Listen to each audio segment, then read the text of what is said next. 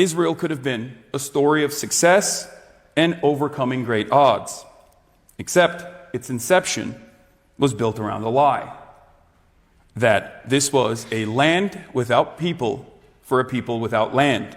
But I want to go back to the beginning for a little bit, which helped me understand the ways in which Israel's violence has remained unchecked, especially because the similarities in the contemporary way that Israel has dished out its violence are glaringly obvious.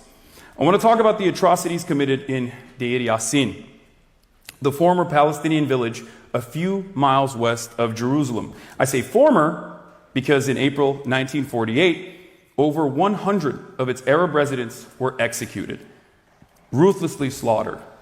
There were graphic stories that were told of some of the survivors, including but not limited to having a baker and his son lined up against the baker's oven and trying to force the baker to throw his son in the oven.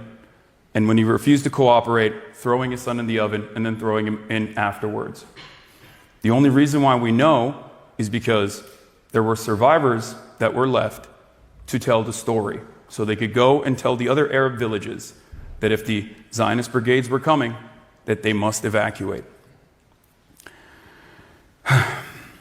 The massacre was committed by Zionist forces. But Deir Yassin was not an isolated massacre.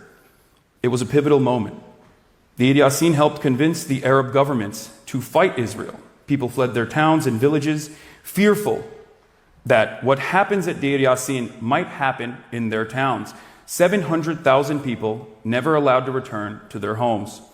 Palestinians call this the Nakba. It's also known as catastrophe. To this very day, Israel denies having forcibly expelled Palestinians, instead claiming that they voluntarily left their homes. This myth can be considered one of the earliest and perhaps most powerful forms of Hasbara. In Hebrew, Hasbara means advocacy or explanation. In the Western world, it just means lying. In 1948, there were Jewish extremists supported by the main military raiding and depopulating Palestinian communities. In 2024, we have the same problem.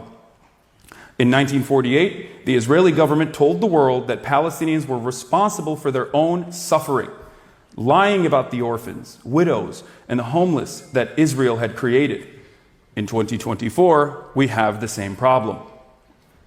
And in 1948, when people all over the world took notice of Israel's savage treatment of Palestinians, Israel could only respond by lying, using Hasbara to tell a different kind of story about its atrocities.